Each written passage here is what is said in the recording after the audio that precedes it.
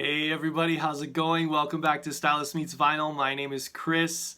Okay, I was at a record swap this past weekend. My friend Terry, who I've mentioned before, he's a contact I made on Kijiji where I was just looking for records, and through that we started chatting. Terry has hooked me up multiple times with, he resells records, so he's let me come and take a look at some of the records that he's selling before he gets some other eyes on them. And he told me about the record show that I went to back in April, and he told me about this record swap, which is essentially just a record show as well, but maybe a little bit smaller. And I was super happy to be able to come and hang out there and check out some records. So let's see what I picked up. Okay, first off, these are the ones that I got from Terry, and you know, I mentioned this before, I love buying from Terry because I trust him. I know that the records are going to be good. They're all clean and just in good condition and well priced. Very fair price. That's the thing about going to record shows is you're not going to find like a deal like you might at a yard sale or a thrift store, but I think records are going to be pretty fairly priced. The record collectors know what something is worth. So, okay. First record I found, this is Led Zeppelin Presence. This is the second last, the seventh Led Zeppelin album. Some people say this is their worst. Some people say In Through the Outdoors is the worst. Some people really like this album. I tend to agree that it's definitely not their best. It is, so I am slowly ticking off Led Zeppelin albums from my collection, and I only had this and Led Zeppelin 3 left, and I'm glad I got this. Now the funny thing is, at my local shop, this album was being sold in mint condition, used, for $35, and I was looking at it, I'm like, do I want to get it? I don't want to spend that much on it. I thought about maybe making the guy an offer, but in the end, I was sort of thinking, I'm like, kind of $20 is kind of the most I'd really want to spend on this album.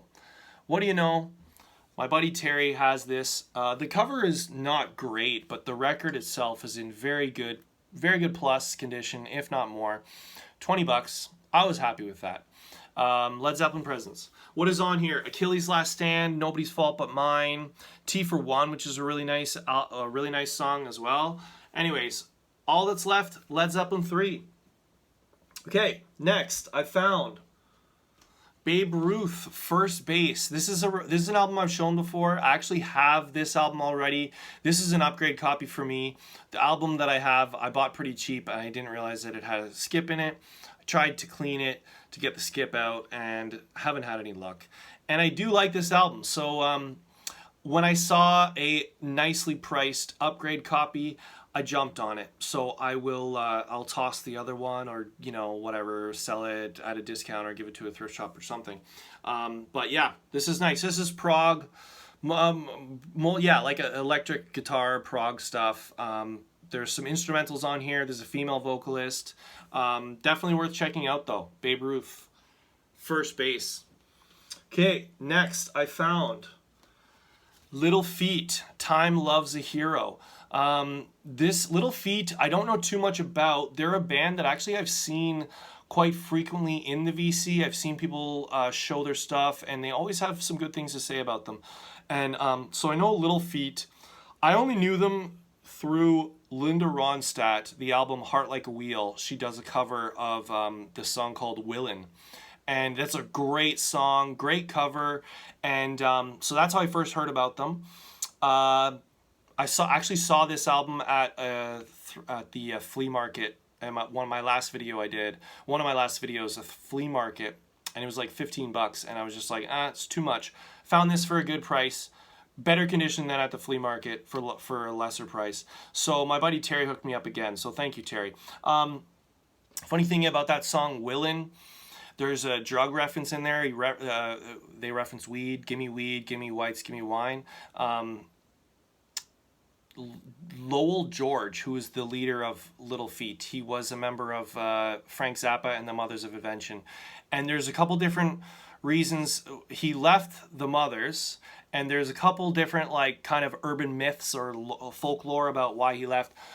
The first one is that he played that song Willin' for Frank Zappa, and Zappa was saying, "You're way too talented to just be a member of this band. You need to start your own band and start writing your own songs." So he kind of told him to kind of do his own thing. That's the first one. The second one is that Zappa didn't like that he referenced weed in the song, and so he kind of kicked him out of his band. I'm not sure which one is true, but it's kind of cool either way. Anyways, I'm excited to give this a spin. I haven't heard it. This was a blind buy. Next up,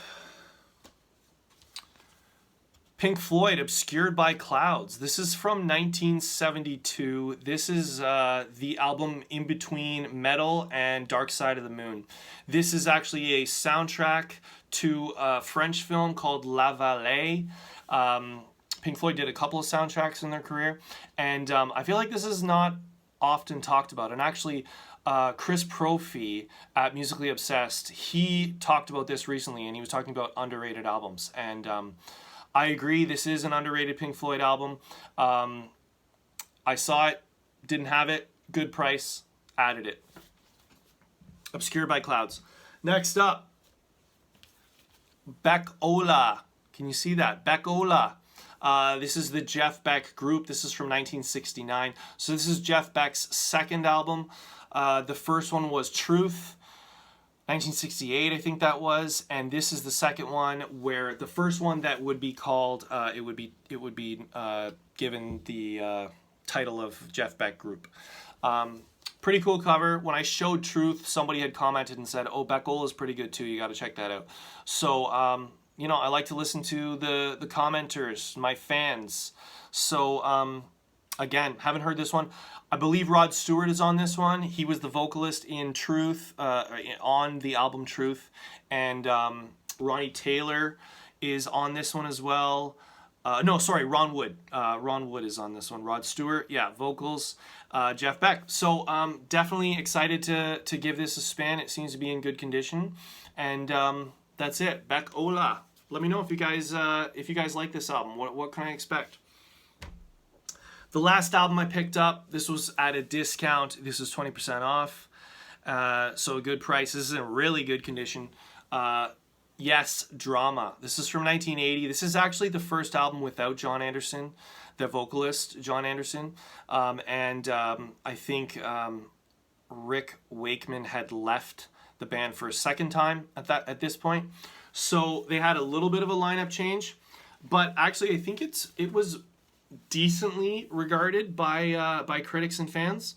And I think so the new vocalist was Trevor Horn, and I think Trevor Horn kind of raised his pitch a little bit to try and sound a little bit like John Anderson for these sessions. And I think, I could be wrong, but I think this was the only album that Trevor Horn sang on for Yes. But anyways, the other mainstays of Yes on here still, Chris Squire, Steve Howe, and Alan White, the drummer. So again, I don't really know this one, but I've got almost all of the Yes albums up to this point. I'm missing Yes 1 and 2, and I'm missing Relayer and Going for the One. I'll probably, if I can see those, I'll get them. So I'll have kind of Yes discography up until 1980, and then I think that's kind of it for me. I don't know if I'm going to get any more. But I want to give this a spin and see how I like it.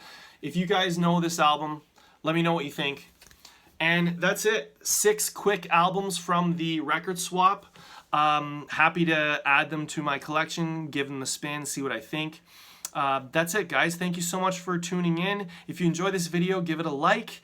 If you are enjoying the content, give me a subscribe if you feel so inclined. And make sure you come right back here where Stylus meets vinyl. Thanks a lot. See you later.